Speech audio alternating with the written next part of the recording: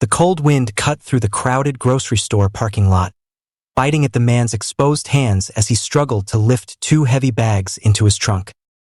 His worn-out coat barely offered protection from the chill, and his tired eyes reflected a deeper struggle, one that went beyond the bitter winter.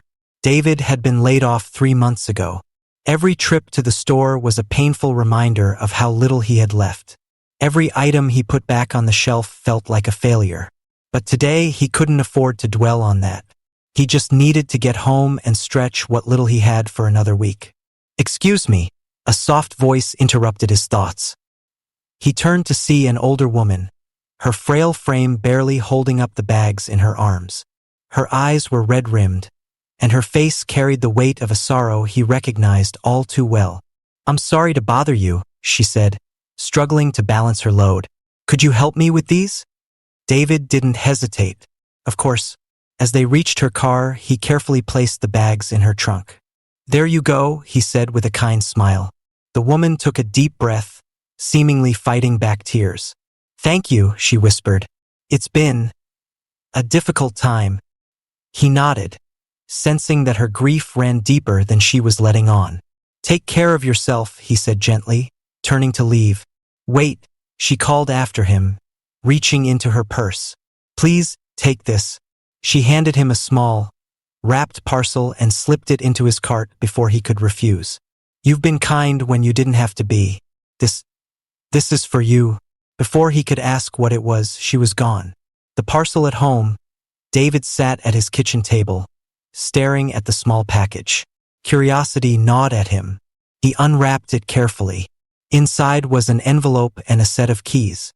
His brow furrowed as he opened the letter. "To the kind stranger who helped me today, my name is Helen.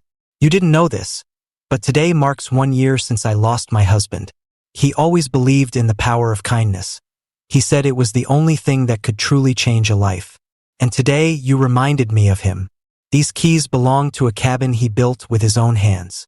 It's been empty since he passed, but I can't bear to see it go to waste. He would have wanted someone like you to have it.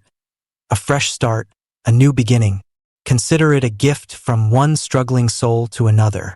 Thank you for reminding me that kindness is never wasted." David stared at the letter, his heart racing. A cabin? A gift? He unfolded the small map tucked inside, showing the location, just a few hours away, nestled in the mountains.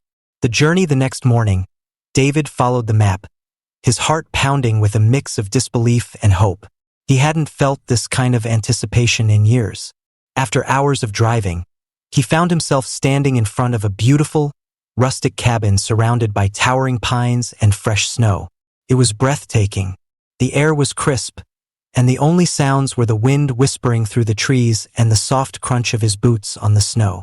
He unlocked the door and stepped inside, taking it all in. The warm wooden beams, the stone fireplace, the shelves lined with books and keepsakes, felt like home. On the mantel, a photograph of Helen and her late husband caught his eye.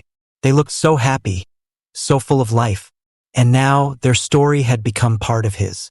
For the first time in months, David felt something stir in his chest. Hope. The resolution over the next few weeks, David moved into the cabin, finding peace and purpose in its quiet embrace. He started fixing it up, determined to honor the gift Helen had given him. One morning, as he chopped wood outside, a familiar car pulled up. Helen stepped out, her eyes brighter than before. "I wanted to check on you," she said. Smiling, David grinned. "Come in. Let me show you what I've done with the place." As they sat by the fire, sharing stories and laughter, David realized something powerful. Helen's act of kindness had saved him, and in some way, his small gesture had given her something just as precious. A reminder that even in the depths of grief, kindness could light the way forward.